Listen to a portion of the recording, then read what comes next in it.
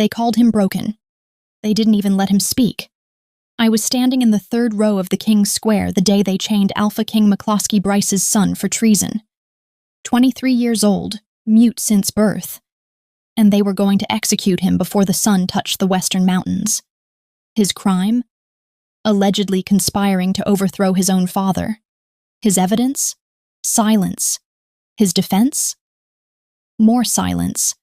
Because how do you defend yourself in a court that measures worth by the volume of your voice? I remember the silver chains burning against his wrists as the guards forced him to his knees. The way his dark hair fell across his face, jaw clenched, shoulders rigid with a defiance he couldn't vocalize. Alpha King Bryce on his throne above, massive and unmovable as a mountain, his face carved from stone, refusing to meet his son's eyes. The High Council flanking him on both sides, their expressions carefully neutral, making sure everyone understood. If anyone tried to intervene, they would face the same chains. The crowd pressed in around me, hundreds of wolves and humans alike, their whispers cutting sharper than any blade. Finally, the defective prince gets what he deserves. 23 years the king has carried this shame. They should have ended it at birth. A mute alpha? It's against nature. They'd given him nothing. No advocate, no interpreter, no chance to present evidence or witnesses. Just the accusations read aloud by Lord Varick, the king's chief advisor. Each charge delivered with theatrical precision, designed to sway the masses. Conspiring with enemy packs. Stealing classified documents. Planning his father's assassination. All lies, I suspected. But how would anyone know? The accused couldn't speak to deny them. My name is Claudia Powell, and I am the translator who broke protocol. I'd spent 3 years in the royal court, fluent in 12 languages, invisible in my role. Translators are meant to be background noise, present but unremarkable, conduits for other people's words but never our own. I'd perfected the art of fading into walls, of being useful without being seen. Because being seen was dangerous. Being noticed meant responsibility. Scrutiny, consequence. I'd learned that lesson young, when my silence let someone I loved take blame for something I'd done. When my cowardice condemned an innocent person because I was too afraid to speak up. I'd sworn never to be that girl again. Yet here I stood, 3 years later, watching another innocent person face punishment, while the guilty hid behind their positions of power. And this time, I knew something no one else did. Prince Brian Maxey wasn't silent because he was guilty. He was silent because no one in this entire square knew how to listen. But I did. For 3 years, I'd watched him from the corners of rooms, during court sessions and diplomatic dinners and council meetings, where he sat in the shadows, dismissed and ignored. I'd studied the way his fingers moved in, tiny, deliberate patterns against his thigh during tense negotiations. The way his eyes tracked conversations with sharp intelligence that belied the empty-headed mute everyone assumed he was. The subtle tilt of his head, the tension in his shoulders, the precise angle of his hands, all of it language, eloquent and complex, that no one bothered to read. 6 months ago, I'd recognized it. Sign language, modified and personal, developed in isolation by someone who'd never had a teacher. I'd spent my nights learning it, practicing in my quarters, comparing his gestures to the formal sign languages I'd studied, building a vocabulary from observation and inference and desperate hope that maybe, just maybe, if I could understand him, I could help him. I never planned to use it publicly. I never planned to step forward. But standing there, watching his hands move in frantic patterns that screamed his innocence to deaf ears, watching Lord Varick smile with cruel satisfaction, watching the king prepare to order his own son's death, I realized something. Silence wasn't safety. It was complicity. And the lesson I'd learned wrong at 12 years old was getting its second chance at 24.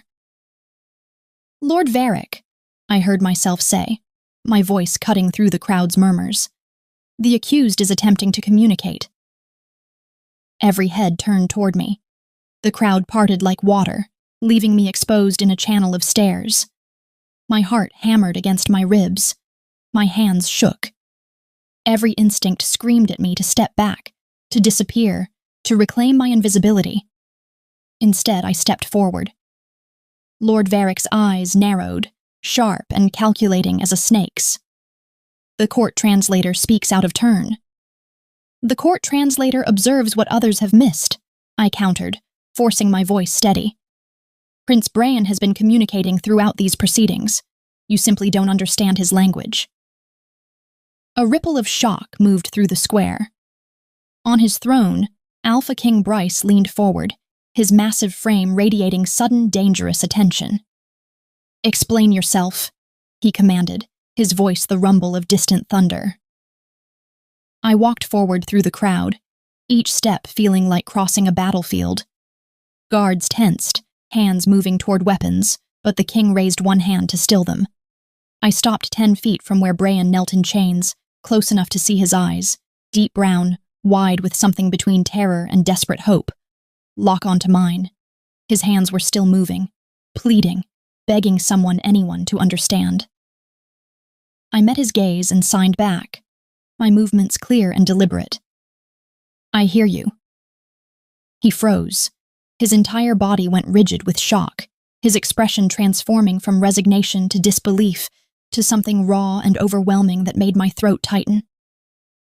Then I turned to face the king and the assembled court, and spoke words that would bind my fate to Bran's forever. "Your Majesty, with your permission, I would like to ask Prince Bran a direct question, and translate his answer for the court to hear." The silence that followed was absolute. Even the wind seemed to hold its breath. Alpha King Bryce stared at me for what felt like an eternity, his expression unreadable. Then he gave one sharp nod. I turned back to Bran, raised my hands, and signed, "Did you commit treason against your father and the kingdom?" His response was immediate, his hands flying through signs with desperate eloquence, his eyes never leaving mine. The movements were beautiful, precise, impassioned, heartbreaking in their intensity. I translated, my voice carrying across the square. He says, "I saw the betrayal. I witnessed it with my own eyes and documented it in journals I kept hidden because I had no voice to report it. I am not the traitor. I am the one who discovered the conspiracy, and they are trying to kill me before I can expose them." The square erupted into chaos, but I kept my eyes on Bran, and his on me, as I signed one more question, the one that would either save his life or end both of ours. "Can you prove it?" His answer was a single word, signed with absolute conviction. "Yes." If you're hooked in and you're ready to enjoy this story, click subscribe and let me know in the comments where you're watching from, because tomorrow I will be giving you another story just as interesting as this one, and you don't want to miss it. Now, back to the story. The world changed in the moment translation became revolution. When you spend your life invisible, stepping into light feels like burning. When you've built your safety on silence, using your voice feels like tearing out your own throat. When you know that speaking truth to power could destroy you, but silence will destroy someone else. That's not a choice. That's a reckoning. They'd been about to kill him. Maybe minutes away, maybe seconds. The executioner stood ready, his silver blade gleaming in the afternoon sun, specially forged to kill werewolves quickly and without ceremony. The crowd had come expecting a spectacle. The broken prince finally removed from the bloodline, the king's embarrassment finally ended, the kingdom's shame finally cleansed with blood. Instead, they got me. A translator in a burgundy dress, 24 years old, hands trembling but voice steady, speaking words in a language most of them had never seen, and for a prince most of them had dismissed as worthless. The king's reaction was volcanic silence. His face remained stone, but his hands gripped the throne's arms so tightly I heard the wood crack even from 15 feet away. Beside him, Lord Varric's expression shifted through shock, to fury, to something far more dangerous, calculation. Impossible, Varric declared, his voice cutting through the crowd's chaos. Your Majesty, this woman could be saying anything, fabricating responses, putting words into movements. How can we possibly trust? Then test me, I interrupted, my boldness surprising, even myself. I turned to face the king directly, ignoring every protocol about when and how to address royalty. Ask me to translate something private, something only you and your son would know. Prove I'm not lying. The king's eyes narrowed. For a long moment he studied me with an intensity that felt like being weighed on scales that measured souls. Then he looked at Bran. Really looked at him. Perhaps for the first time in years. When Bran was 7 years old, the king said slowly, I took him hunting. It was our last hunt together before. He paused, jaw working. Before I accepted he would never be a proper heir. Something happened that day. Something I've never told anyone. Ask him what it was. My heart pounded as I turned back to Bran and signed the king's question. His eyes widened, then softened with something that looked like grief.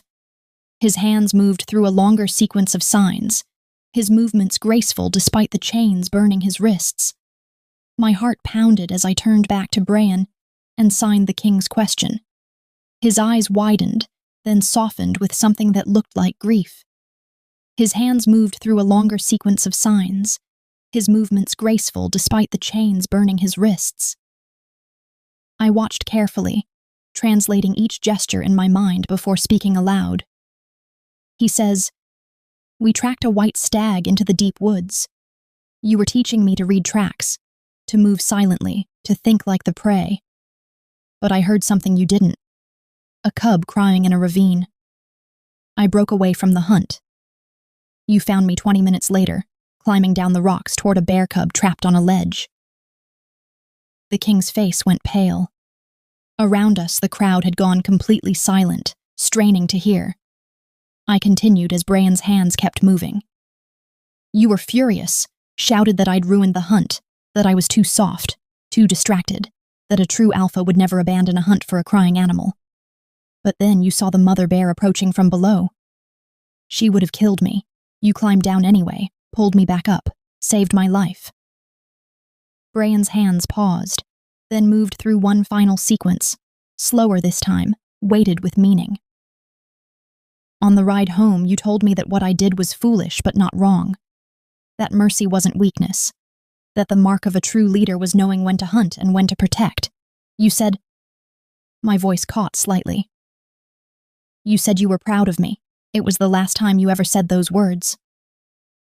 The silence that followed was deafening. The king sat frozen on his throne, his massive frame trembling with some emotion I couldn't name. When he finally spoke, his voice was rough, scraped raw. No one knew about that day. No one. Then I'm not fabricating, I said quietly. Your son is communicating. He's been trying to communicate for 23 years. You simply stopped listening. Lord Varric stepped forward quickly, his political instincts clearly screaming danger. Your Majesty, this proves nothing about the treason charges. So the boy remembers a childhood story. That doesn't make him innocent of conspiracy. The evidence against him is substantial. Documents with his seal, meetings with known enemies of the crown. Evidence that he couldn't verbally refute, I interrupted, finding courage I didn't know I possessed. Evidence presented without cross-examination, without allowing the accused to tell his side. That's not justice. That's execution with paperwork. You forget your place, translator. Varric's voice dropped to something cold and threatening. You speak to the High Council of the realm. One more outburst and you'll find yourself in chains beside the prince. Then chain me, I said, and meant it. But first, give us 7 days. 1 week to investigate these charges, to review the evidence, to let Prince Bran present his defense through my translation. If we cannot prove his innocence in that time, then execute us both. The crowd erupted again. voices rising in shock and speculation. I heard my own death sentence in those words, felt the weight of what I'd just volunteered for settle into my bones like lead. But I also saw Brian's face, saw the desperate hope blazing in his eyes, and knew I couldn't turn back now. "Ridiculous," Varric declared. "Your Majesty, you cannot possibly— Silence!" The king's command cracked like a whip. He rose from his throne, his full height and power on display, and the entire square seemed to shrink beneath his presence. He descended the steps slowly, each footfall deliberate, until he stood directly before me and Bran. This close, I could see the resemblance between father and son. The same strong jaw, the same sharp intelligence in their eyes, the same stubborn set to their shoulders. But where Bran's face showed raw vulnerability, the king's was a fortress. "You would stake your life on his innocence?" the king asked me, his voice low enough that only we could hear. "You who have served in this court for 3 years without once drawing attention to yourself? You would die for a prince you've never even spoken to?" "I would die," I said steadily, "rather than watch an innocent man be executed because no one bothered to learn his language." The king's eyes searched mine for a long moment.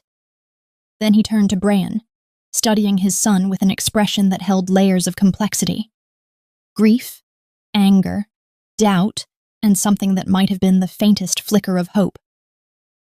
"Bran Maxey," he said formally, his voice carrying across the square. "Do you swear on your mother's memory that you are innocent of these charges?" Bran's hands moved immediately, emphatically. I translated. "He swears it. On his mother's memory, on his own life, on everything he holds sacred. He is innocent." The king nodded slowly, then turned to address the crowd. "The execution is suspended. Claudia Powell is hereby appointed as Prince Bran's official interpreter and advocate. They will have 7 days to investigate these charges and present evidence of his innocence." His voice hardened. "But understand this. If they cannot prove his innocence, if this is some elaborate deception, then both will face execution at sunset on the 7th day. The translator has bound her fate to the accused. Let her live or die by that choice." He signaled to the guards. "Remove his chains, confine them both to the North Tower. They may access the archives and request witnesses, but they do not leave the palace grounds. Lord Varric, you will provide them with all evidence used to bring these charges." Varric's face went tight with barely concealed fury, but he bowed. "As you command, Your Majesty."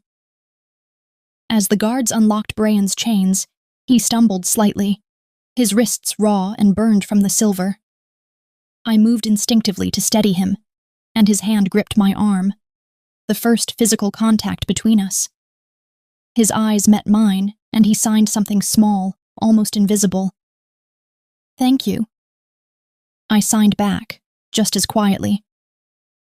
"Don't thank me yet. We might both die in 7 days." His response was a ghost of a smile and 2 more signs. Better than dying alone. The North Tower had been built for royal prisoners, those too important to throw in the dungeons but too dangerous to let roam free. My quarters consisted of a single room with stone walls, a narrow bed, a desk, and a window that looked out over the King's Square where I'd nearly watched a man die, where I'd signed my own potential death warrant. I had 6 days and 22 hours left to prove we'd both live to see day 8. A guard escorted me to Bran's chambers an hour after sunset. The hallway was long and cold, lit by torches that cast more shadows than light. I could feel the weight of the palace around us, centuries of stone and secrets, power and paranoia. My burgundy dress whispered against the floor with each step, the sound somehow too loud in the oppressive silence. "You have until midnight," the guard said as he stopped before a heavy oak door. "Then you return to your quarters. Those are the king's orders." He unlocked the door but didn't open it, just gestured for me to enter. I took a breath, steadied myself, and pushed inside. Bran's chambers were larger than mine but just as austere. A bed, a desk piled with books and papers, a fireplace where flames crackled weakly. and Bran himself standing by the window with his back to me. His dark hair was still disheveled from the chains, his posture rigid.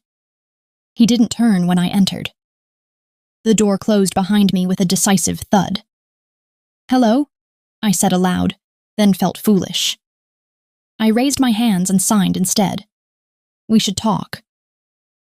He turned slowly, and I saw his face properly for the first time, without chains or crowds between us. Sharp features, intelligent eyes, a jaw tight with suspicion. His wrists were wrapped in bandages where the silver had burned him. He studied me with the intensity of someone trying to solve an impossible equation. His hands moved. "Why did you do it?" "Because you were innocent," I signed back. "You don't know that." His movements were sharp, almost aggressive. "You've never spoken to me, never approached me. For 3 years you watched me from corners like I was some curiosity. And suddenly today you risk your life. People don't do that without a reason." The accusation stung because it was partly true. I had watched him, had studied him like a puzzle I was afraid to touch. "I learned your language?" I signed. 6 months ago I recognized what you were doing with your hands. I taught myself to understand you." "Why?" The question came with such raw vulnerability that it made my chest ache. "Because no one else would." I signed slowly, deliberately. "Because I've spent 3 years watching you be invisible, watching people talk around you, dismiss you, treat you like furniture. And I knew you were more than they saw. But I was a coward. I stayed silent until today because I was afraid. I let you suffer alone because my safety mattered more than your voice." His expression shifted, suspicion giving way to something more complicated. He moved to the desk and gestured at the papers scattered across it. "I've been documenting everything," he signed. "Every council meeting I attended where they thought I couldn't understand. Every conversation I overheard because they forgot I was in the room. Every secret they kept because who would a mute prince tell?" I approached the desk, my heart quickening. The papers were covered in writing, but not any writing I immediately recognized. Symbols mixed with partial words, fragments of different languages woven together, diagrams connecting names and dates with lines that suggested conspiracy. "It's coded," I said aloud, then signed. "You created your own language." "I had to." His hands moved with bitter precision. "If anyone found these journals, I needed them to be unreadable. I used Latin, Greek, ancient Pax script, mathematical notation, and symbols I invented. Everything I witnessed about the conspiracy is in here, but even I can barely read some of it now. I wrote in fear and darkness, changing systems when paranoia struck." I picked up the nearest journal carefully, as if it might crumble in my hands. The pages were filled with his hybrid language, dense and intricate. I could pick out pieces, Latin phrases about meetings, dates marked in Greek numerals, names written in what looked like a substitution cipher. "This will take days to decode," I signed. "Maybe longer." "We have 6 days," Bran signed back, his expression grim. "Then we start now." I pulled a chair to the desk and sat, gesturing for him to join me. He hesitated, then sat across from me, the desk and journals between us like a bridge made of secrets. For the next 4 hours, we worked in concentrated silence, punctuated by signing. Bran would point to a symbol or phrase, sign its meaning, and I would write the translation in clear script. Slowly, painfully, a pattern began emerging from the chaos. 3 months ago, Lord Varric had met secretly with representatives from the Shadowpaw Pack, Blood Moon's greatest enemy. The meeting wasn't recorded in any official capacity. Bran had witnessed it by accident, had been sitting in an alcove reading when they entered the room, and they'd forgotten he was there. 2 months ago, documents marked with the royal seal began disappearing from the king's private study. Bran had noticed, but couldn't report it because who would believe him? Who would trust the mute prince's hand-waving over Lord Varric's sworn testimony? 6 weeks ago, Bran overheard Varric discussing, the defective heir problem, with 2 other council members. They'd talked about framing him, about manufacturing evidence of treason, about finally cleaning the bloodline. They planned this, I signed, my hands shaking with fury. For months they built a case against you, and your father never questioned it because he wanted to believe it. Brian signed, his face carved from pain. Because having a traitor son was easier than having a mute son. Because treason he could punish. My existence he could only endure. I reached across the desk and caught his hand, stopping his signing. He flinched at the contact but didn't pull away. We're going to prove this, I signed with my free hand. Every word of it. We're going to expose them. Or die trying, he signed back. Or die trying, I agreed. A knock at the door made us both jump. The guard's voice came through. Midnight, translator. Time to return to your quarters. I stood reluctantly, gathering my translations. Tomorrow, I signed to Brian. We continue tomorrow. He nodded, then signed something that looked almost like a smile. Thank you. For seeing me. For hearing me. For believing me. Thank you, I signed back. For trusting me with your words. As I left his chambers and walked back down the cold hallway to my tower room, I realized that somewhere in those hours of decoding conspiracy and translating trauma, something had shifted between us. We weren't strangers anymore. We were allies. And in 6 days, we'd either be vindicated together or executed together. I was starting to prefer those odds to facing life alone. We'd been working for 3 days straight, barely sleeping, translating Brian's coded journals page by page. My eyes burned from reading by candlelight. My fingers ached from signing. My mind felt like it was trying to hold water in a sieve. Every pattern we uncovered revealed 3 more questions. On the 3rd night, I couldn't take the confinement anymore. I need air, I signed to Brian as midnight approached. I need to see something other than these 4 walls or I'll go mad. He hesitated, then signed back. The gardens. The guards patrol on schedule. We have a 20-minute window when the east garden is empty. They'll punish us if we're caught outside our chambers. They're going to execute us in 3 days anyway, he signed with dark humor. What's one more infraction? He had a point. We slipped out separately. Him first, then me 5 minutes later, following the route he'd signed. The palace was a labyrinth of corridors and staircases, but Brian had mapped every patrol route, every blind spot, every moment of opportunity. I realized he'd spent 23 years learning to be invisible, to move through spaces without being seen. His silence had made him a ghost in his own home. The east garden was silver with moonlight when I found him waiting by a fountain, carved with wolves in mid-hunt. The air was cool and sweet with night-blooming jasmine. For the first time in days, I could breathe without feeling stone walls pressing in on all sides. Better? He signed. Much. I sat on the fountain's edge, trailing my fingers through water that reflected the moon in fractured light. 3 more days. We're running out of time, Brian. The evidence we've decoded is damning, but it's all your word, your journals, your testimony. Varric will argue you fabricated everything. I know. He sat beside me, careful to maintain proper distance. Even now, even as allies, we were still learning the boundaries of trust. There's something I haven't told you. Something I should have mentioned the first night. But I wasn't sure if you'd believe me, if you'd think I was insane. I turned to face him fully.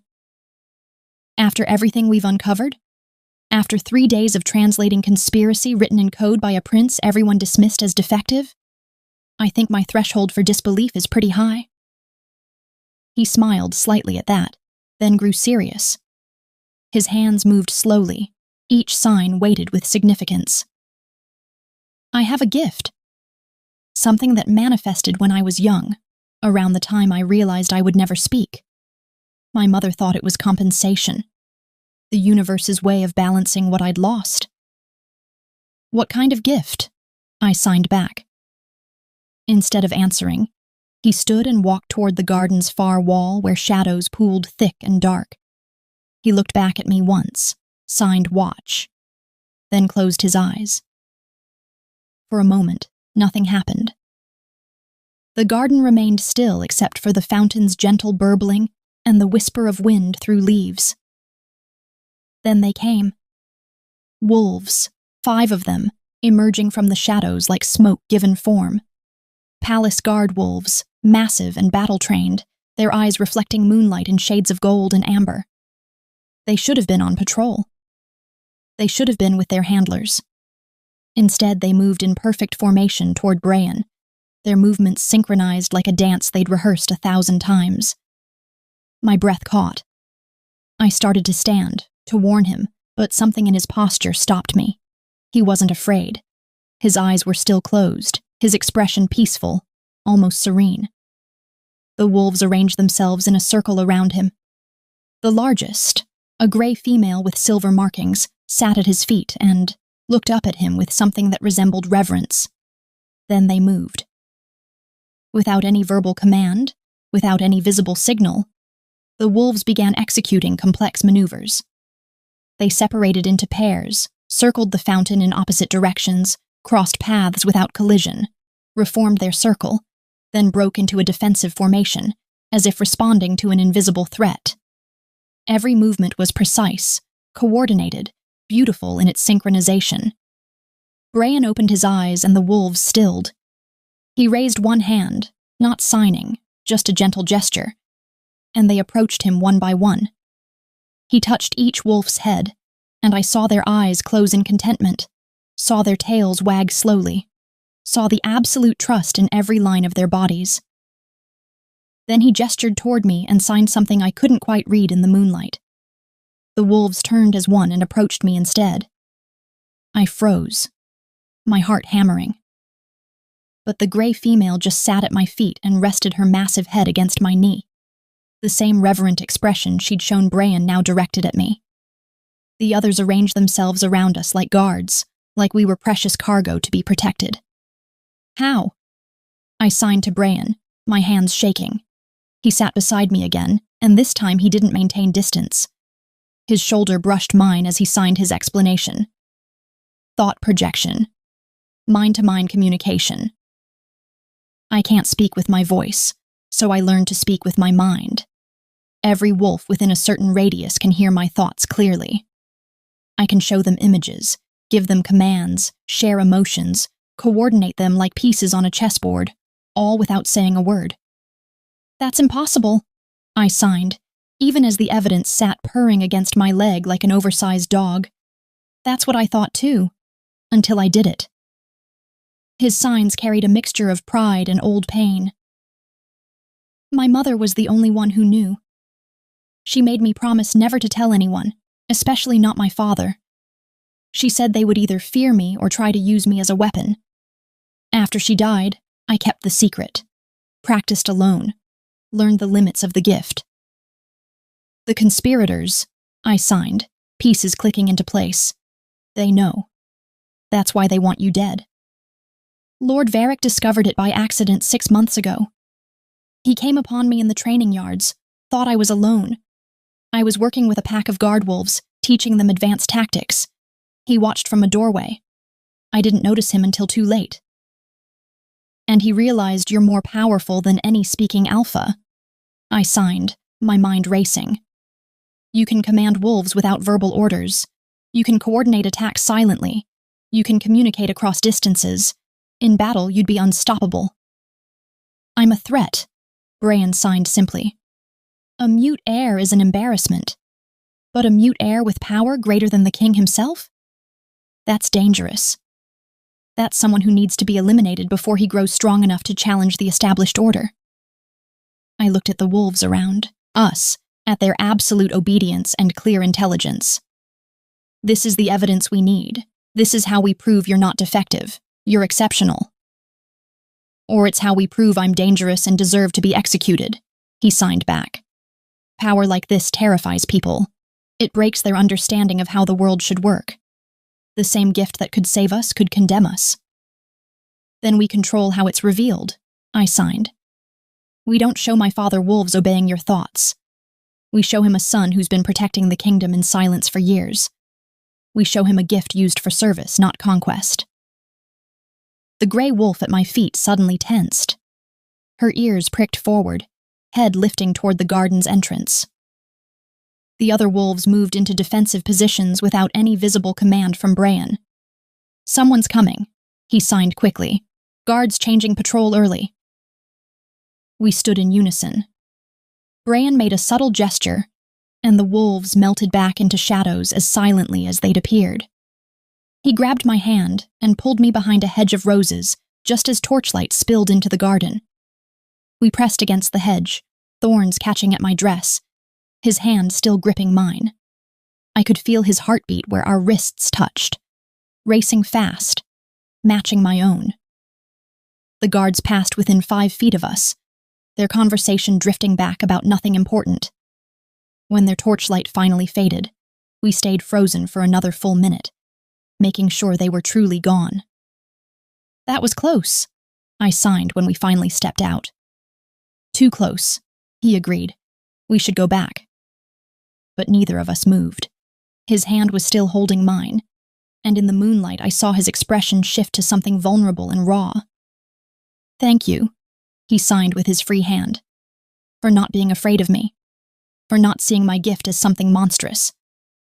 I see it, I signed back, as proof you were never broken, just speaking in a language the world refused to learn.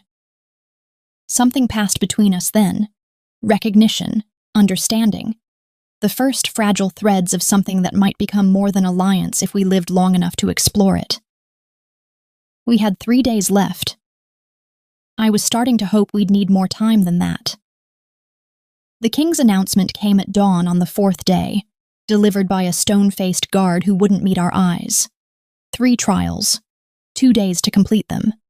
Pass all 3 or face execution at sunset on the 7th day as originally sentenced. He's changing the terms, I signed to Brian after the guard left. We were supposed to prove your innocence through evidence. Now he wants you to prove your worth instead. Varric's doing, Brian signed back, his jaw tight. He knows we're getting close to exposing him, so he shifts the battlefield, makes it about my fitness to rule rather than guilt or innocence. It's not fair. It's never been fair. His hands moved with weary acceptance. My entire life has been one long test I was designed to fail. At least this time I have you. The first trial was announced for noon. Strategic combat in the training arena. Brian would command a team of 5 warriors against Lord Varric's hand-picked squad of 10. The objective was to capture the opponent's standard within 30 minutes. Traditional alphas would shout commands, direct their teams verbally through the chaos of combat. Brian would have to find another way. The arena was packed with spectators by the time we arrived. The entire court had turned out to watch, their faces hungry for spectacle. The king sat in the royal box with his council, his expression unreadable. Lord Varric stood beside him, a smile playing at his lips that made my skin crawl. Brian's team assembled in the arena's south end. 5 warriors who'd volunteered despite knowing they were outnumbered. I recognized them from the palace guard. Wolves who'd served long enough to remember when Brian's mother was alive, when kindness still existed in the royal family. They're giving you warriors who pity you, I signed to Brian as we waited for the trial to begin. They think you'll lose. Good, he signed back. Let them underestimate us. The horn sounded. Varric's 10 warriors surged forward in a tight formation, their commander barking orders that echoed off the arena walls. They moved like a battering ram, all force, no subtlety, designed to overwhelm through sheer numbers. Brian closed his eyes. I watched his team transform. One moment they were 5 separate warriors looking uncertain. The next, they moved as a single organism. The largest warrior, a man called Garrett, suddenly dropped into a defensive crouch and raised his shield. 2 others split left and right without any verbal signal. The remaining 2 circled behind obstacles, flanking positions they couldn't possibly have coordinated in advance. Varric's warriors hit Garrett's shield like a wave breaking against stone. But Brian's team wasn't where they expected. The flanking warriors emerged from both sides simultaneously, attacking in perfect synchronization. Varric's commander shouted contradictory orders, trying to redirect his overwhelmed squad. It was beautiful to watch. Brian stood motionless at the back of the arena, eyes closed, face serene, while his warriors executed maneuvers so complex they seemed choreographed. They communicated through him, his mind the center of a web connecting all five, coordinating their movements with precision no verbal commands could match. 15 minutes into the trial, Brian's smallest warrior, a woman named Sarah, sprinted through an opening that appeared for exactly 3 seconds, grabbed Varric's standard, and retreated behind a wall of her teammates who'd positioned themselves perfectly to cover her escape. The horn sounded again. Victory. The crowd's silence was deafening. Then slowly applause began. Not from the nobles in their fine seats, but from the common guards, the servants, the wolves who'd spent careers following, shouted orders, and recognized genius when they saw it. The king leaned forward in his box, his eyes fixed on Brian with an expression I couldn't decipher. Lord Varric's smile had vanished entirely. The second trial came that evening. Pack negotiation. 3 neighboring pack representatives had been summoned to hear disputes and negotiate treaties. Traditionally, this required speeches, verbal persuasion, the commanding voice of an alpha who could dominate through rhetoric. Brian would have to negotiate through me. We sat across a long table from 3 alphas whose expressions ranged from curious to openly hostile. The king and his council observed from an elevated platform. Lord Varric watched like a hawk waiting for prey to stumble. The first alpha, a grizzled man from the mountain pack, spoke bluntly. "I've brought a border dispute.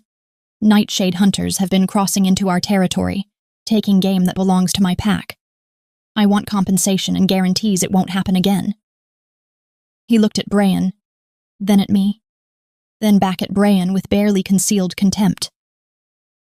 "Though I don't know why I'm negotiating with a prince who can't speak for himself." I felt Brian's hand touch my arm briefly, a request for patience. His hands began moving through signs. "Prince Brian says he's reviewed the border maps and hunting records," I translated, my voice clear and steady. "He acknowledges that Nightshade hunters did cross into Mountain Pack territory on 3 occasions over the past 6 months. However, he asks if you've reviewed the corresponding records showing Mountain Pack wolves took twice that number of deer from Nightshade lands during the same period." The alpha's face reddened. We have no such..." Brian's hands moved again, and I translated. "He has the records here. Witness testimonies, track evidence, even descriptions of specific wolves who made the crossings. He's not accusing your pack of intentional theft. He's suggesting both packs have been operating under outdated border markers that no longer reflect the deer migration patterns. He proposes redrawing the boundaries based on actual game movement, rather than century-old lines that made sense when our populations were different." The alpha paused, his anger deflating into consideration. "That would be reasonable, if the markers are indeed outdated." "They are," I translated as Brian signed, "and he has detailed surveys to prove it. He'll provide them to you tonight. Additionally, he suggests establishing a joint hunting ground in the disputed territory, managed by both packs, with shared harvest rights. It would strengthen the alliance between Mountain and Nightshade, rather than fostering resentment over invisible lines." The second alpha, a sharp-eyed woman from the River Pack, leaned forward. "Ambitious proposal, but it requires trust. Why should we trust a prince accused of treason?" Brian's response came immediately. I translated. "He says you shouldn't trust him, because of his title or his bloodline. You should trust him because he's offering you documented proof, fair compromise, and a solution that benefits both packs rather than demanding concessions from one. He says actions speak louder than words. And he spent 23 years learning to communicate through actions because words were never available to him." The woman's expression softened almost imperceptibly. Interesting perspective. The third alpha, youngest of the three, asked the question I'd been dreading. What happens when you need to command warriors in the field? When split-second verbal orders mean the difference between victory and death? How does a mute prince lead in actual combat? Brian stood, gestured for me to remain seated, and signed something brief. I translated. He asks for your patience. A demonstration will answer better than words. He walked to the window and opened it wide. Then he closed his eyes, and I felt the now familiar pulse of his gift activating. Within seconds, wolves began appearing in the courtyard below. Guard wolves, personal companions, even a few strays from the surrounding forest. They assembled in perfect military formation, ranks and files appearing as if commanded by an invisible drill sergeant. Then they executed a complex series of maneuvers, flanking patterns, defensive circles, attack formations, all flowing seamlessly from one to the next without a single verbal command. The three alphas rose from their seats and moved to the window, watching in stunned silence. How? The river alpha whispered. He speaks to wolves directly, I explained. Mind to mind. It's a gift that manifests in those who cannot speak aloud. He can coordinate entire packs simultaneously with greater precision than any shouted order could achieve. The mountain alpha turned to look at Brian with new eyes. That's not a disability. That's a weapon. That's leadership, I corrected. He uses it to protect, to coordinate, to serve, not to conquer. The king stood abruptly from his platform, his voice cutting through the room. Enough. The trials are concluded for today. We reconvene tomorrow for the final test. As the alphas filed out, murmuring among themselves, Lord Varric descended from the platform and approached us. His smile was back, but it held nothing warm. Impressive demonstrations, he said, his voice pitched low so only we could hear. But tomorrow's trial will be different. Tomorrow he faces something your clever tricks can't overcome. Tomorrow we'll see if he's truly fit to rule. He walked away before I could respond, leaving us with the cold certainty that the worst was yet to come. I couldn't sleep after the trials. My mind kept replaying the way the king had looked at Brian, not with contempt, but with something far more complicated. Recognition, perhaps, or the painful acknowledgement of potential he'd spent 23 years refusing to see. 2 trials passed. 1 remained. And Lord Varric's parting words echoed like a threat in the darkness of my tower room. Something felt wrong. The feeling intensified around midnight, crawling up my spine like ice-cold fingers. I sat up in bed, heart pounding for reasons I couldn't articulate. The palace was silent except for the usual sounds, wind against stone, distant footsteps of guards on patrol, the settling of ancient walls. But underneath it all, something was off.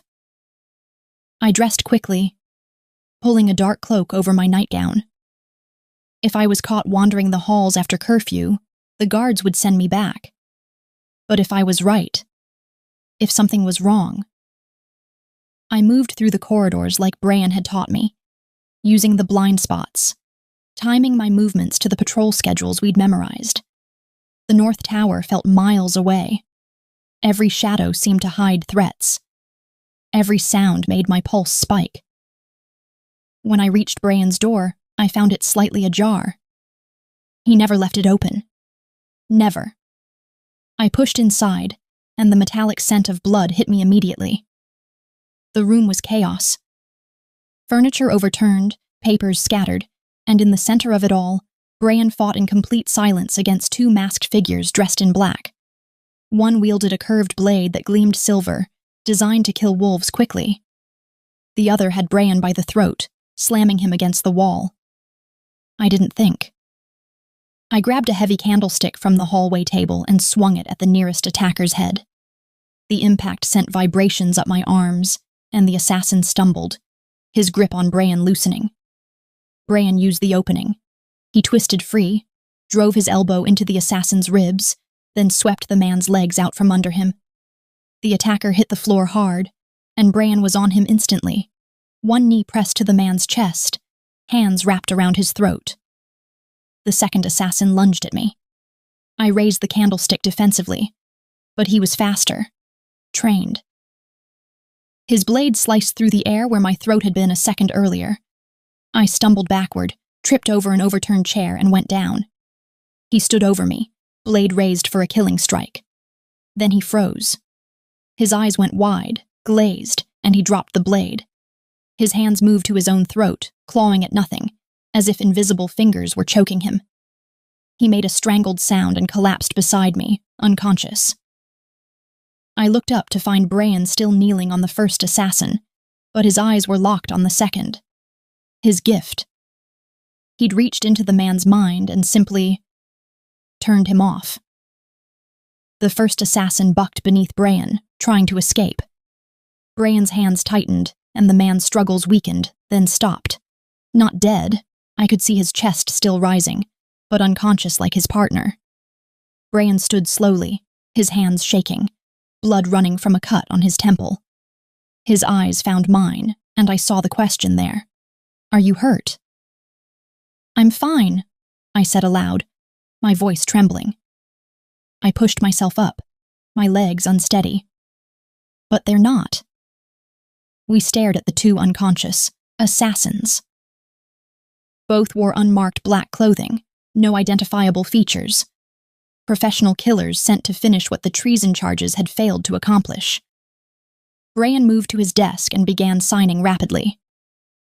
"We need to search them, find out who sent them." I knelt beside the nearest assassin and began checking his pockets. Nothing in the first few, empty, deliberately so. But in an inner pocket of his vest, my fingers found paper. I pulled out a folded note, small and precise. The handwriting was elegant, educated. The message was brief. "Before the final trial, make it look like suicide, no witnesses." At the bottom, pressed into wax, was a seal I recognized from 3 years of court service, Lord Varric's personal signet. They weren't even trying to hide it. I signed to Bran, my hands shaking with fury. He's so confident he'll face no consequences that he sealed the order with his own mark. Bran's expression turned dark. He signed, "We report this to my father. Show him the evidence. Demand Varric's arrest." "And he'll claim we fabricated it," I signed back. "We'll show him a note found on unconscious assassins in your chambers. Varric will say we staged the attack, forged the seal, that we're desperate and creating evidence because we're about to fail the final trial. Who will your father believe? His son, who's been accused of treason, or his most trusted advisor?" Bran's hands fell still. He knew I was right. The king had started to see him differently after the trials, yes. But 23 years of dismissal couldn't be undone in 4 days. Doubt would favor Varric. "Then what do we do?" He signed, defeat creeping into his movements. I looked at the window, at the darkness beyond, at the palace walls that had become our prison. An idea formed, reckless, dangerous, possibly suicidal. But staying here meant dying on Varric's terms. "We leave," I signed. "Tonight. Before the final trial, we run. They'll call it proof of guilt." Bran signed back. "Fleeing will confirm everything Varric accused me of." "Staying will get us killed," I countered. "Varric just sent assassins. When these two don't report back, he'll send more. He's not waiting for trials or evidence anymore. He's decided to end this directly." "Where would we even go?" Bran's signs carried desperate confusion. "The entire kingdom knows my face. Every pack is loyal to my father. We'd be hunted." "Not every pack," I signed slowly. "You've been helping outcasts for years, using your mother's resources to support wolves the system rejected. The ones in the borderlands, they'd shelter us. The borderlands are lawless territory, rogues and criminals. And wolves who were thrown away for being different," I signed firmly. "Just like you. They're your people, Bran. More than this court ever was." He stared at me for a long moment, then moved to his desk and began pulling out the journals we'd decoded. We take everything, all the evidence. If we're running toward the truth, not away from it. I helped him gather documents, stuffing them into a leather satchel along with the assassin's note. Brian changed quickly into dark traveling clothes, strapped a knife to his belt, the first weapon I'd seen him carry. He looked different like this. Not the ornamental prince in chains, but something harder. Dangerous. "The guard change happens in 10 minutes, he signed. "We have a window when the east gate is understaffed, but we need to move fast." "What about them?" I gestured to the unconscious assassins. "Leave them. When they wake, they'll report failure. It'll buy us time before Varric realizes we've actually fled rather than just hiding in the palace." We moved to the door, and Brian paused, looking back at his chambers one last time. The room where he'd spent years in isolation, documenting conspiracies no one would hear, fighting battles no one acknowledged.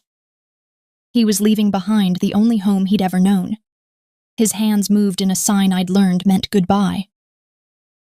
Then we stepped into the corridor and began running. The palace was a maze of stone and shadow, but Brian navigated it with the confidence of someone who'd spent a lifetime being invisible. We passed 3 patrols, each time ducking into alcoves or behind tapestries seconds before torchlight revealed us. My heart hammered so loudly I was certain the guards would hear it. The east gate loomed ahead, massive and iron-bound. 2 guards stood watch, but they were focused outward, watching for threats approaching the palace rather than escape attempts from within. Brian touched my arm, pointed to a service door partially hidden behind climbing ivy. He signed, "Storage exit. Leads to the lower gardens. From there we can reach the forest." We slipped through the door into musty darkness. The passage beyond was narrow, clearly designed for servants rather than nobles. We felt our way along rough stone walls until moonlight appeared ahead. The gardens, silver and quiet. Almost there. Almost free. Then a voice cut through the night like a blade. "Going somewhere, Your Highness?" Lord Varric stepped from the shadows, flanked by 4 guards. His smile was cruel and victorious. "I must admit, fleeing was predictable, but I expected you to at least wait until my men were discovered. Running this quickly suggests a guilty conscience." Brian pushed me behind him, his body becoming a shield. His hands moved rapidly, but Varric just laughed. "Still hiding behind your translator? Still letting a woman speak for you?" He gestured to his guards. "Take them. His Majesty will be very disappointed to learn his son fled on the eve of his final trial. I suspect execution will be moved up to dawn." The guards advanced, and Brian closed his eyes. The wolves came from everywhere. Palace guard wolves, servants' companions, even strays from the surrounding forest.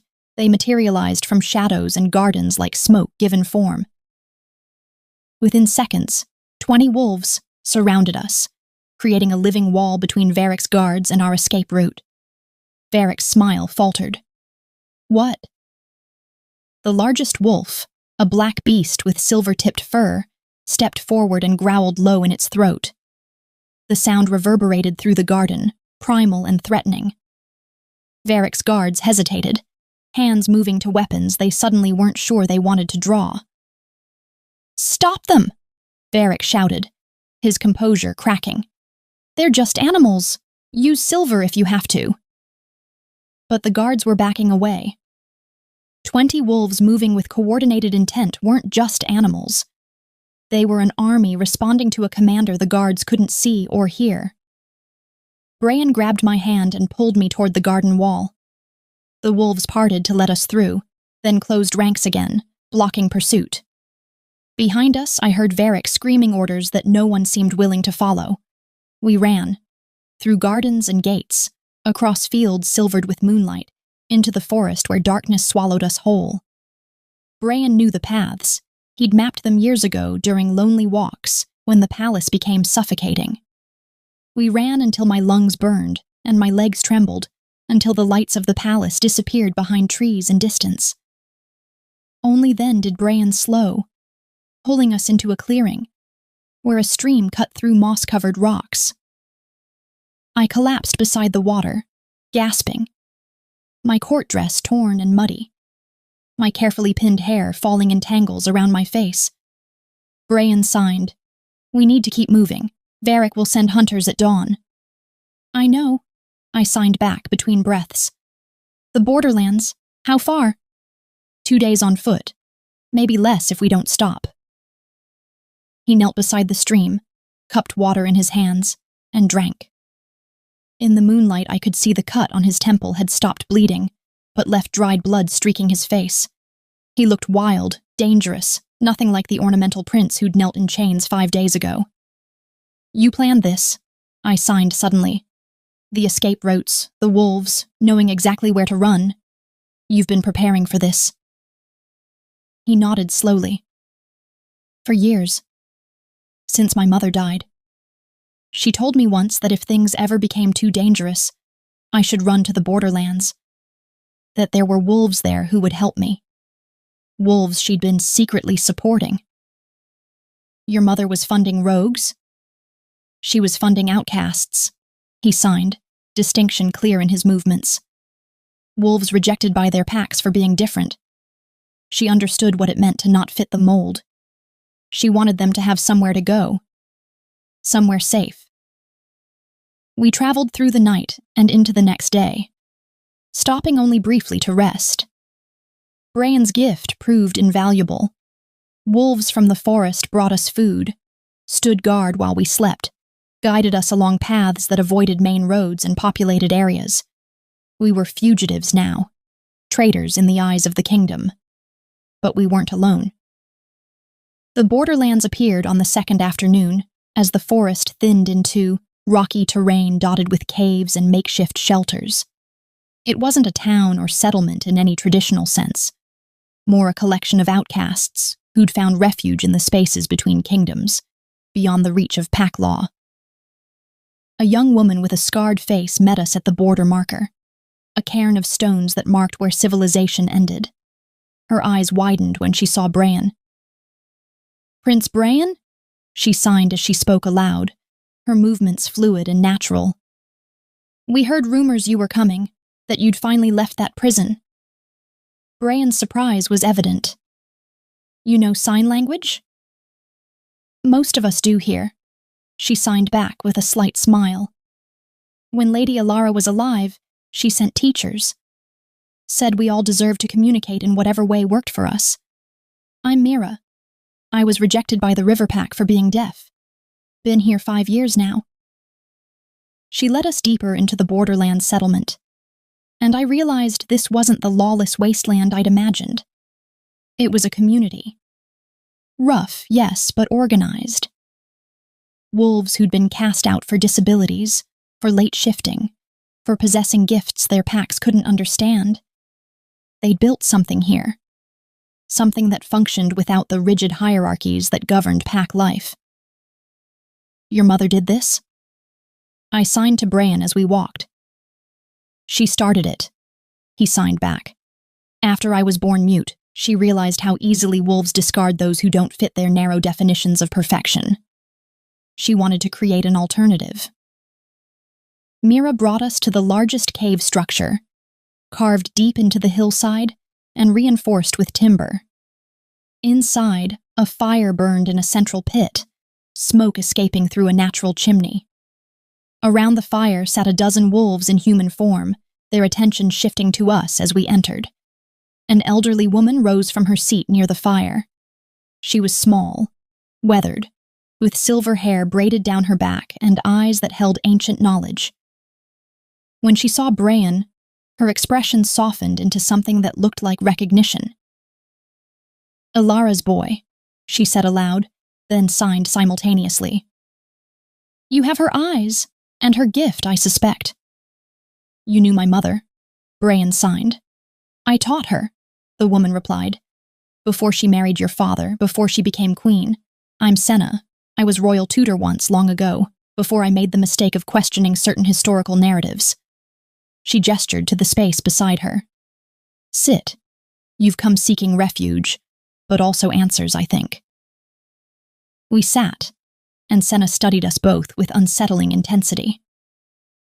You're wondering how a mute prince can possess such power, she signed to Brian.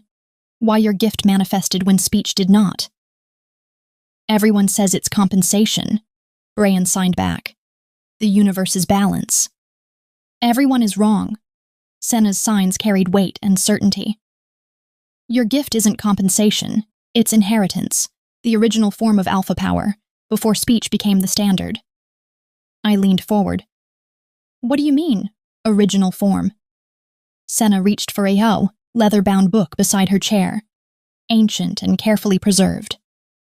She opened it to a page filled with illustrations, wolves connected by lines of light, symbols radiating from their minds. The first alphas didn't lead through voice, she signed while speaking.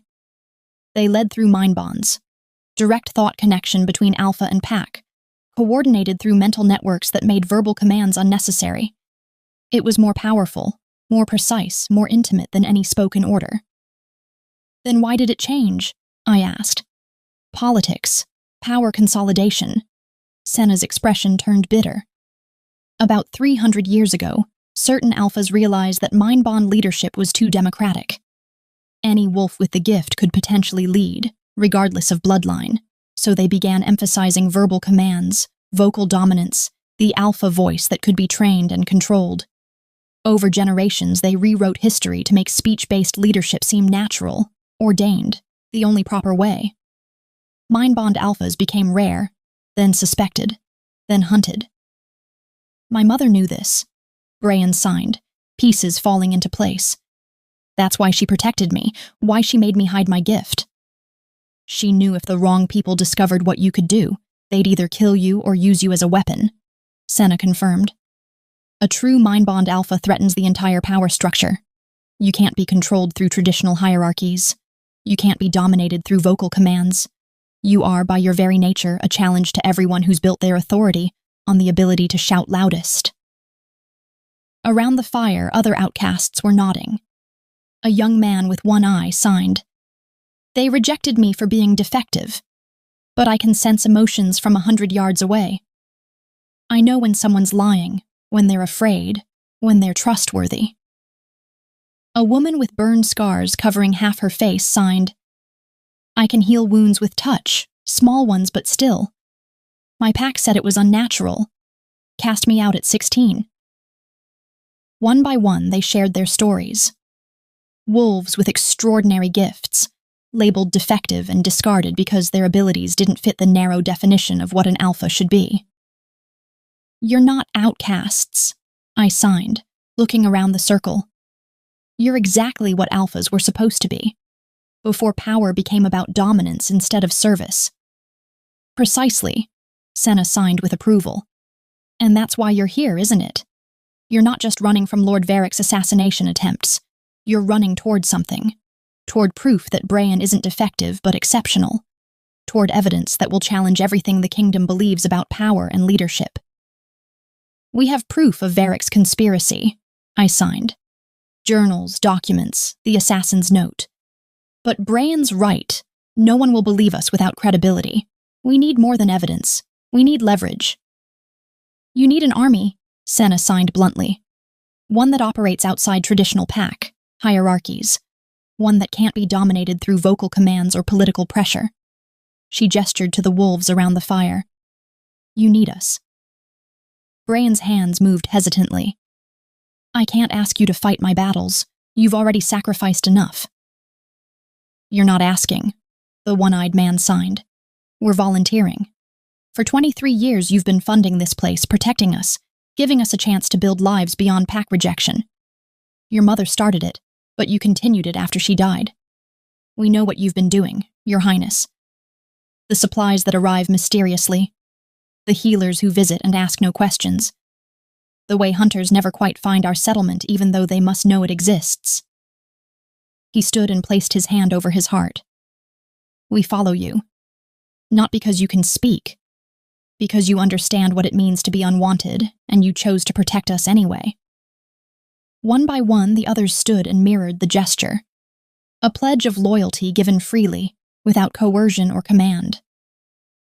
Brayan looked at me, his expression asking a question I knew the answer to before he signed it. Can we actually do this? Take on the kingdom with a group of outcasts? I signed back. David beat Goliath with a sling and 5 stones. We have something better. We have truth, extraordinary gifts, and people willing to fight for a world that values what they are rather than what they're not. Then we fight, he signed, not just to clear my name, to change everything. Senna smiled, ancient and knowing. Good. Because Varric will be coming soon, and when he does, he'll discover that the defective wolves he dismissed have become something far more dangerous than he imagined. Outside the cave, night was falling, and in the borderlands, an army of the unwanted was preparing for war. News of our escape reached the borderlands within a day, carried by travelers and whispered through pack networks. Lord Varric had wasted no time spinning the narrative to his advantage. Prince Brayan Maxi has fled the kingdom on the eve of his final trial, Mira read from a royal proclamation she'd intercepted at a border trading post. Her voice was flat, but I could see anger in the set of her jaw. His escape, aided by the translator Claudia Powell, confirms his guilt beyond doubt. Both are declared enemies of the crown. Any wolf who aids them will be considered complicit in treason. A reward of 10,000 gold marks is offered for their capture, alive or dead. I felt the blood drain from my face. 10,000 gold marks was enough to buy a small territory. Enough to make even loyal wolves reconsider their allegiances. Brayan's hands moved through signs that had become as familiar to me as breathing. He's not just declaring us fugitives, he's making helping us too expensive to consider.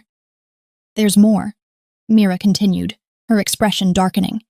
King McCloskey has announced that in light of his son's betrayal, he's reconsidering the line of succession. Lord Varric's nephew, Christoph Varric, has been invited to court as a potential heir candidate. The coronation consideration will begin within the month. Senna, sitting by the fire with her ancient texts spread before her, made a sound of disgust. He's moving faster than I expected. Varric must be worried you'll find a way to expose him before he can consolidate power. We need to move faster, I said aloud, frustration bleeding into my voice. Every day we spend here, Varric gets stronger. He's not just framing Brayan anymore, he's replacing him. Over the next 3 days, the borderlands transformed from refuge into war camp. Brayan's gift proved invaluable for coordination. He could connect with every wolf in the settlement simultaneously, sharing strategies and plans without a single word spoken aloud. I watched him work with something like awe. This was what leadership looked like when stripped of theatrics and tradition. Pure communication, pure trust, pure effectiveness. But we needed more than coordination. We needed evidence that couldn't be dismissed, witnesses who couldn't be silenced, and a plan that would get us into the palace alive. I spent hours each day interviewing the Borderlands wolves, documenting their stories in careful script. Each testimony revealed another layer of the kingdom's systemic cruelty. Wolves rejected for disabilities, for late shifting, for gifts that frightened those in power. The pattern was clear. Anyone who challenged the established order of vocal dominance was eliminated. This isn't just about Brayan, I told Senna one evening as we organized documents by firelight. This is about an entire system built on excluding anyone who doesn't fit a narrow definition of proper alpha. Now you understand why your fight matters, Senna replied. You're not just clearing one man's name, you're challenging centuries of structured inequality. The weight of that realization hit me like a physical blow. My hands started shaking, and I had to put down the quill before ink spilled across the parchment. I'm a translator, I whispered. I document words. I don't start revolutions. I don't challenge kingdoms. I spent 3 years being invisible because visibility was dangerous, and now I'm supposed to stand in front of the king and his entire court and what? Demand they change everything? They'll kill us, Senna. They'll kill us before we finish the first sentence. Probably. Senna agreed, with unsettling calm. But fear of death and certainty of death are different things. Right now, you're afraid. If you do nothing, Brian dies, you die, and nothing changes. Isn't the possibility of success worth the risk of confirmed death? I wanted to argue, but footsteps interrupted us. Brian entered the cave, his expression troubled. He signed to me. Can we talk? Privately? We walked to a smaller cave that had become our shared planning space, away from the constant activity of the main settlement. Moonlight filtered through the entrance, casting silver patterns across stone walls covered with maps and documents. You're afraid, Brian signed without preamble. I can feel it. Not just normal fear, paralyzing fear. I started to deny it, then realized the futility. Yes, I'm terrified. 3 weeks ago, I was invisible, safe. Now I'm a fugitive planning to challenge the most powerful wolves in the kingdom, with an army of outcasts and a mute prince. Every logical part of my brain is screaming that this is suicide. It probably is, he signed with brutal honesty. But I need you to understand something. He moved closer, his expression intense. 3 weeks ago, I was already dead. Not legally, but in every way that mattered. I was invisible, dismissed, a living ghost in my own home. I'd accepted that my life would be spent documenting conspiracies I could never report, helping outcasts I could never openly acknowledge, dying slowly from the inside out. His hands paused, then continued with raw vulnerability. You gave me a voice. Not just by learning sign language, by believing I had something worth saying. You stepped forward when staying silent would have been safer. You risked everything to translate my truth. You gave me my life back. And now I'm too afraid to see it through, I signed, shame coloring the movements. No, he signed firmly. Now you're human. Fear doesn't make you a coward, it makes you smart. But let me give you what you gave me. He took my hands gently, stilling them. Let me give you courage. How? I signed with one hand, the other still held in his. By reminding you that you're not alone. You stood alone in that square because no one else would. But now? He gestured toward the cave entrance, toward the settlement beyond. Now you have an army. Wolves who believe in what we're fighting for. And you have me. Whatever happens, we face it together. Something shifted in my chest, not the absence of fear, but the presence of something stronger. Purpose, maybe, or the kind of courage that comes from knowing you're fighting for something larger than self-preservation. Together, I signed back. Over the next week, our plans took shape. We would return to the palace during the new moon, when darkness would hide our approach. We'd gathered 40 wolves from the borderlands, all volunteers, all possessing gifts that made them valuable in unconventional ways. Empaths who could sense ambushes. Healers who could tend wounds. Trackers who could navigate in complete darkness. And all of them connected to Brian through mental bonds, able to coordinate without betraying their positions through spoken commands. Senna provided us with historical documents from her personal collection, ancient texts describing mind bond alphas, laws that had been deliberately erased from official records, evidence that the current power structure was based on historical revision rather than natural order. This is leverage, she explained, tapping the fragile pages. Proof that Brian isn't an aberration, but a return to authentic alpha leadership. It undermines Varric's entire argument about proper succession. The night before we left, the settlement gathered for what Senna called a commitment ceremony. Each wolf spoke their reason for fighting, their hope for what might change if we succeeded. When it came to me, I stood before them and signed as I spoke. I'm afraid. I won't pretend otherwise. But I'm more afraid of living in a world that values voices over truth, speech over substance, conformity over courage. If we die tomorrow, we die fighting for a world where being different isn't a death sentence. That's worth the fear. Brian signed last. You are proof that the unwanted can become invaluable, that the rejected can become irreplaceable, that what others call defective is often just different, and different is exactly what we need. Whatever happens, you've already won. You've built something here that no kingdom can tear down, a community that values worth over words. As we prepared to march, I felt fear still present in my chest, but alongside it now was something fiercer. Determination. Hope. The bone-deep certainty that some battles must be fought regardless of odds. Ready? Brian signed as we stood at the settlement's edge, 40 wolves assembled behind us in the darkness. I signed back. No, but let's go anyway. And we began the journey that would either change everything or end us. Probably both. We arrived at the palace gates during the Grand Council session, just as we'd planned. The new moon had hidden our approach, and Brian's mental coordination kept our 40 wolves moving in perfect silence through the forest. By the time the guards realized we were there, we'd already surrounded the main entrance. "Open the gates!" I called out, my voice carrying across the courtyard.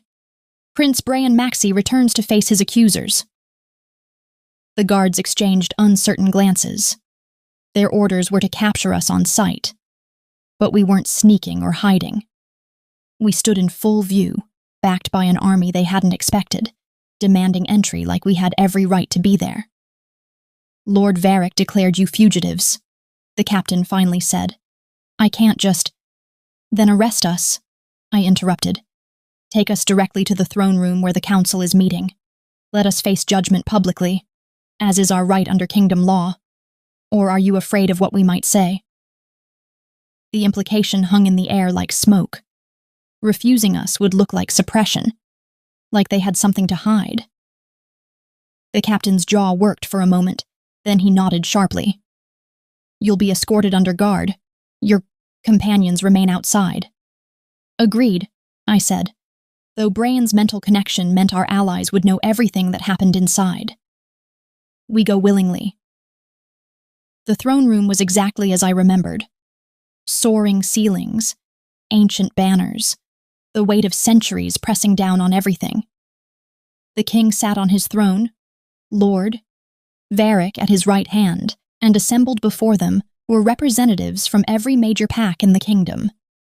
The Grand Council met only quarterly to discuss matters of state. Varric had timed his nephew's introduction perfectly. Our entrance caused immediate chaos. Conversations died mid-sentence. Heads turned. I heard gasps, curses, the scrape of chairs as wolves rose to their feet. "Seize them!" Varric commanded, his face flushing with rage. "They're fugitives, traitors!" "We invoke the right of formal accusation," I called out, before anyone could move, my voice projecting to every corner of the room. Under the law established by King Aldrich the Just, any wolf accused of treason may present evidence in full council before final judgment is rendered. That right was denied to Prince Brian when he was sentenced without trial. We're here to claim it now. The king raised one hand, halting the guards who'd started forward. His expression was unreadable, but his eyes were fixed on Brian with an intensity that made my breath catch. "You fled," the king said, his voice carrying the weight of betrayal. "On the eve of your final trial, you ran like a guilty man." Brian's hands moved, and I translated. "I fled because Lord Varric sent assassins to kill me before I could complete the trials. Assassins bearing his personal seal, carrying orders to make my death look like suicide." "Lies!" Varric shouted. "Your Majesty, they've had weeks to fabricate evidence, to create elaborate stories. This is desperation, not truth." "Then let us present our evidence," I said calmly, "and let the council judge its merit." The king studied us for a long moment, then nodded once. "Speak, but know that if this is deception, your deaths will not be quick." I approached the center of the room, pulling documents from the satchel Mira had carried.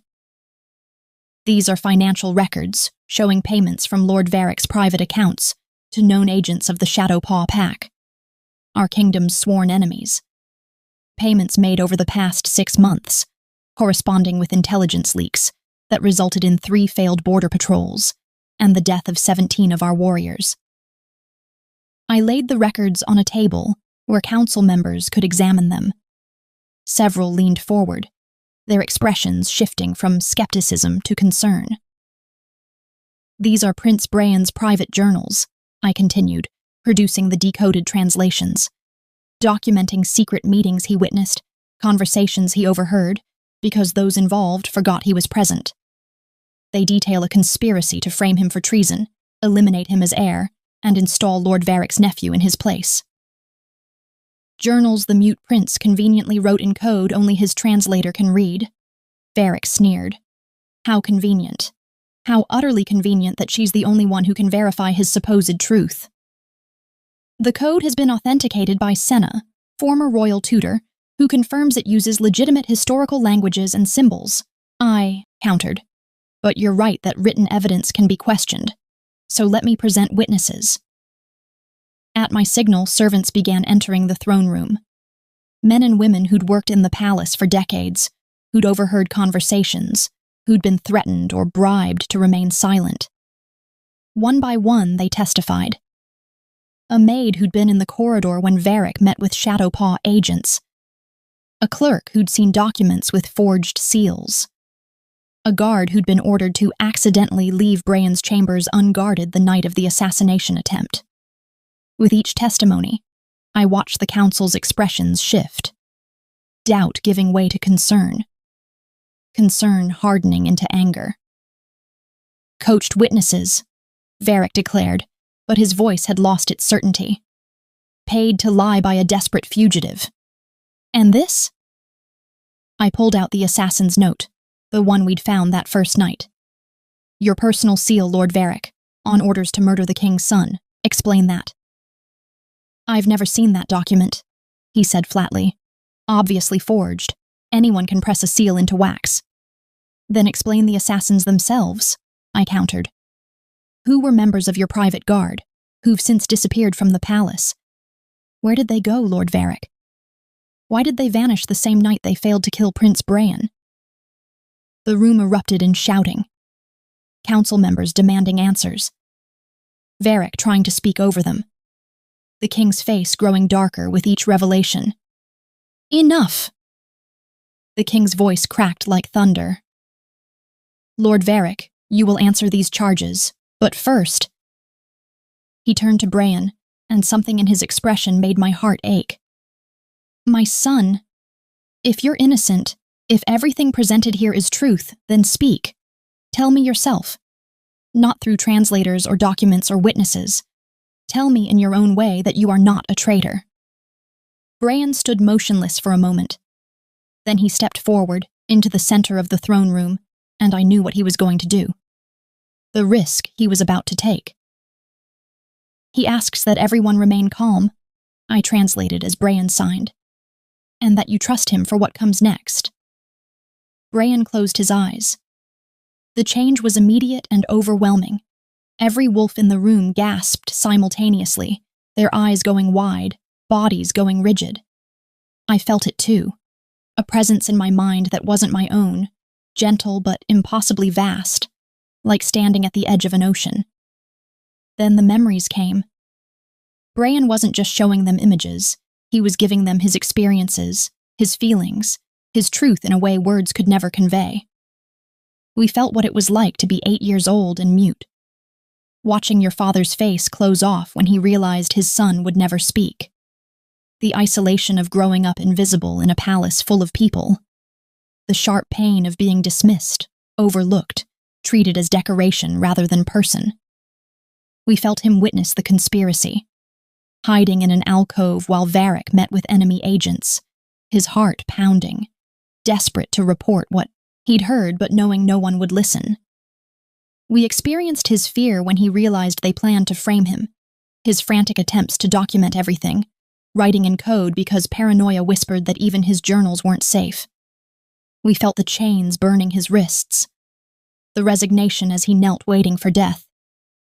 Then the shock, the overwhelming disbelieving hope, when a translator stepped forward and signed words he could understand. The king experienced all of it. Every moment of isolation, every year of dismissal, every instance where love should have existed but was replaced by disappointment. He felt his son's loyalty despite rejection, his continued service despite invisibility, his love for a kingdom that had never loved him back. When Bran released the connection, the silence in the throne room was absolute. Several council members were weeping openly. Others looked shaken, horrified. And the king? The king's face was carved from grief and understanding, and something that might have been shame. "My son," he said, his voice breaking on the words. "My son, what have I done to you?" Bran's hands moved slowly. "You forgot to see me." "Lord Varric," the king said, not taking his eyes off Bran. "Guards, arrest him. Full investigation into all charges.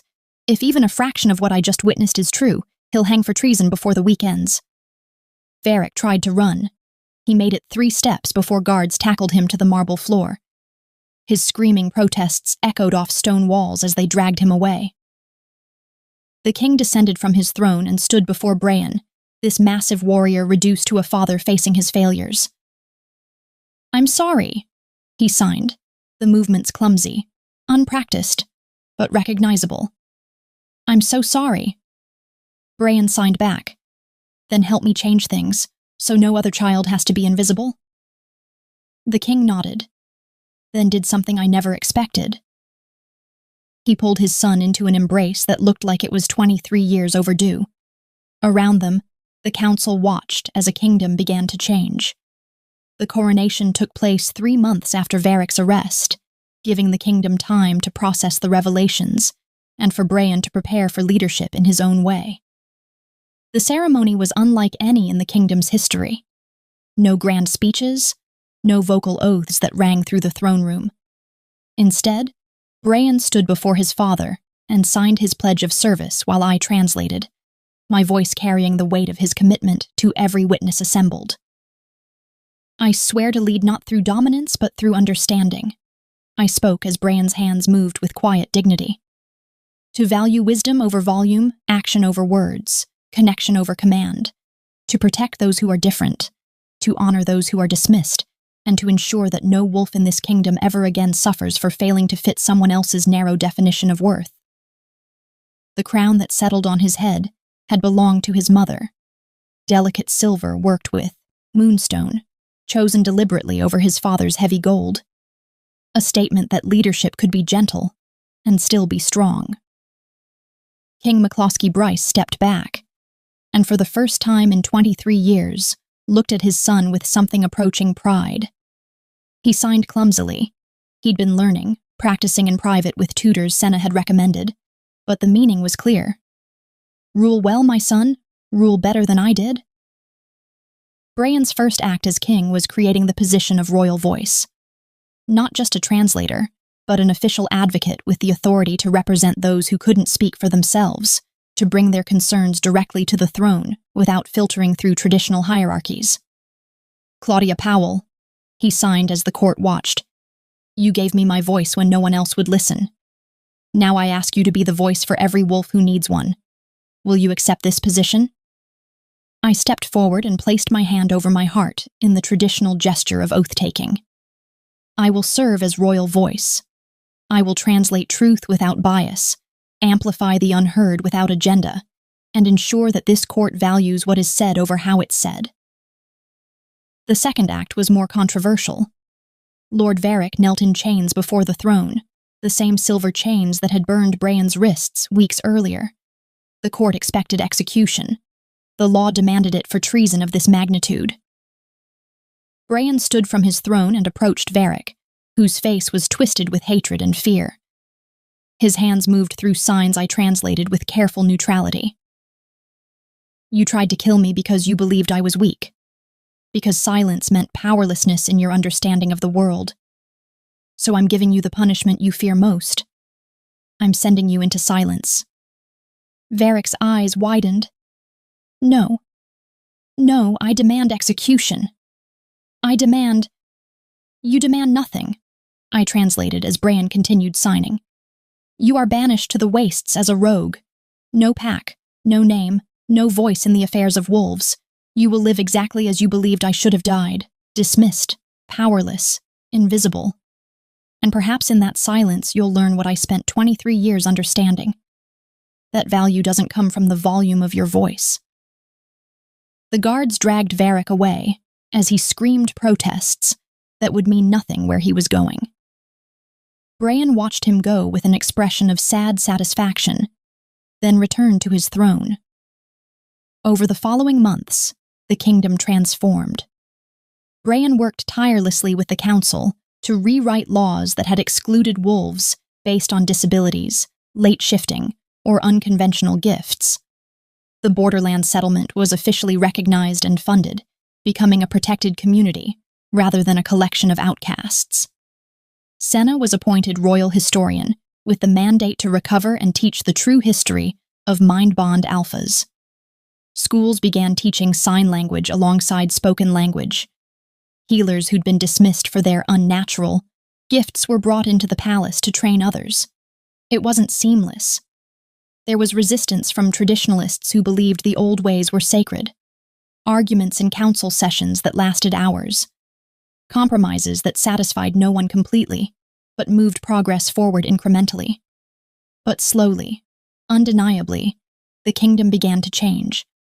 I stood beside Bran through it all, translating his vision, advocating for the voiceless, learning that courage wasn't the absence of fear, but the decision to act despite it. We worked long hours, often falling asleep over documents in the library, waking to find ourselves covered in blankets that palace servants had draped over us with quiet affection. Somewhere in those months, working side by side, our partnership deepened into something neither of us had quite planned for. It started with hands that lingered too long during translation, continued with glances that carried meanings beyond words, and solidified the night Bran signed something that made me blush furiously and sign back, not in the throne room, while trying not to smile. 6 months after the coronation, Bran called a session of the full council to announce new appointments. I stood beside his throne as always, ready to translate, when his hands moved through signs I hadn't expected. The position of royal voice has proven invaluable to this court, I translated, confused about where this was going. Claudia Powell has served with dedication, wisdom, and courage that challenges me to be better every day. Therefore, I'm expanding her role. He stood and moved to stand directly in front of me, his expression soft in a way that made my heart race. Claudia Powell, he signed, and I translated automatically even as my voice shook. Will you serve not just as royal voice, but as queen? Will you stand beside me not just as translator, but as partner? Will you help me build a kingdom where being understood matters more than being heard? The throne room erupted in gasps and whispers. But I only saw Bran, saw the vulnerability in his eyes, the hope, the question that was really asking. Do you see me not as a cause to champion, but as a person to love? I signed my answer so everyone could see, my hands steady despite my racing heart. Yes, to all of it. Always yes. The wedding took place in the palace gardens where we'd first shared secrets under moonlight. It was small, intimate, attended by Borderlands wolves and court officials alike. Senna officiated, signing and speaking simultaneously, weaving together old traditions and new understanding. 2 years later, I stood in the throne room during a routine court session, 7 months pregnant with our first child, listening to a case brought by a young wolf who'd been rejected by her pack for being deaf. Bran listened intently as I translated her request for asylum and recognition. His hands moved, and I translated. You are not seeking asylum. You are coming home. Every wolf who has been dismissed for being different has a place in this kingdom. We will send representatives to your former pack to educate them on accommodation and inclusion. And we will ensure you have the resources you need to thrive here. The young woman, barely 16, started crying with relief. Mira, who now served as ambassador to the Borderlands, stepped forward to guide her toward the services she'd need.